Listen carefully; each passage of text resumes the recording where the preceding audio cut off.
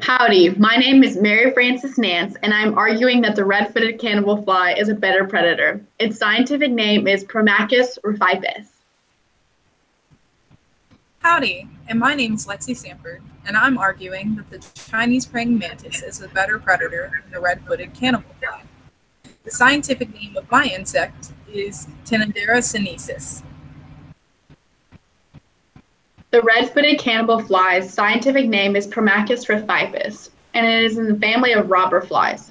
This is a very creepy and unique bug that has very many unique characteristics. Its abdomen is yellow with multiple bands. Its body is covered with yellow bristles, which are mostly located around the head and upper abdomen.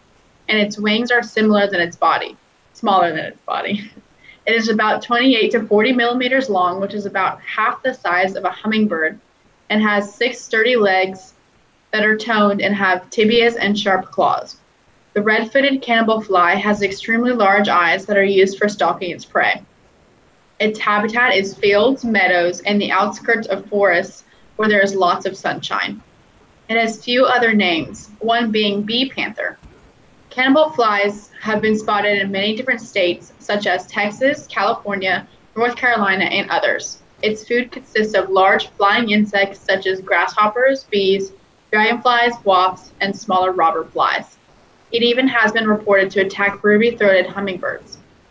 These insects are very useful for the everyday garden because it feeds on harmful pests. The red-footed cannibal fly has 6 extremely long and thick legs that wrap around its victim, hold it still. It attacks its prey by injecting a short, stiff proboscis that contains a mixture of venom that paralyzes their victim. This venom then breaks down the body, and the cannibal fly feeds on the liquids. This species is normally found during the warm months of the year, which vary from place to place, but generally is around the range of July to September. These robber flies go through complete metamorphosis and are predators at a young age. The Chinese praying mantis is a spectacular creature that is different from any of its kind. Its scientific name is Tinidera sinensis and is native to Asia and the surrounding areas. Female mantids are much larger in comparison to male mantids, but they do have similar body structure. These insects are long and lanky and have been seen as a green and brown color. They have a yellow spot, which is different per species of mantids in America. The mantis's head is heart-shaped with 2 large translucent eyes. The body and head is connected by a thorax that can rotate 180 degrees, which gives it an advantage while searching for prey. While they can grow up to 12 centimeters long, its wings leaves, which help it camouflage. 4 of its legs are very skinny, while the front 2 are thicker and used as hands. Females are usually larger and heavier than males and can be distinguished by the length of antennas and the number of segments on its abdomen. Males have longer antennas and more segments on their abdomen. Most females only have 5, while males have either 6 or 7.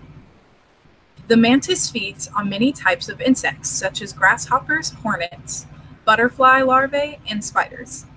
The females may even feed on smaller animals such as small reptiles, amphibians, and even hummingbirds. This also includes cannibalism.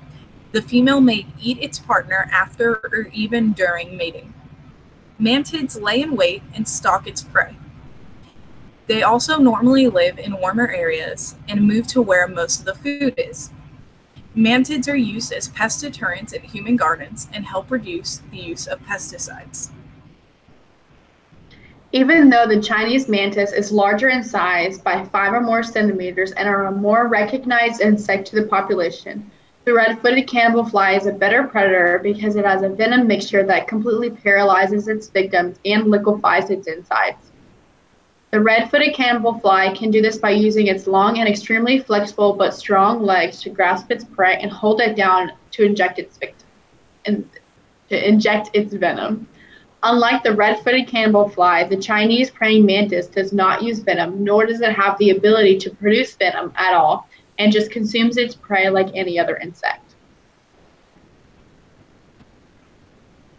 Both insects feed in similar fashion.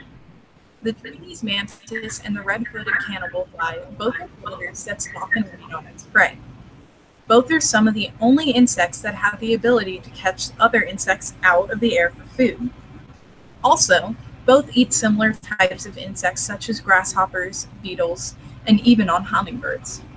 Yes, the red-footed cannibalfly injects venom into its prey, which the mantis cannot do.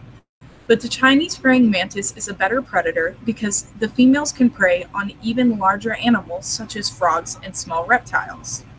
The Chinese praying mantis does not need venom to subdue its prey because of its sheer strength of the front legs and jaws, even for bigger prey. Also, the mantid's ability to stalk prey is enhanced by the flexibility of its neck, which gives it a 180-degree lookout. Yes, female praying mantids can feed on larger insects and animals, but they are naturally larger insects. If you were to compare proportionally which insect is eating larger prey compared to its body, the red-footed cannibalfly would be the winner. The Chinese praying mantis is strong and does not need venom to feed on its prey, but the venom is not only to paralyze the victim.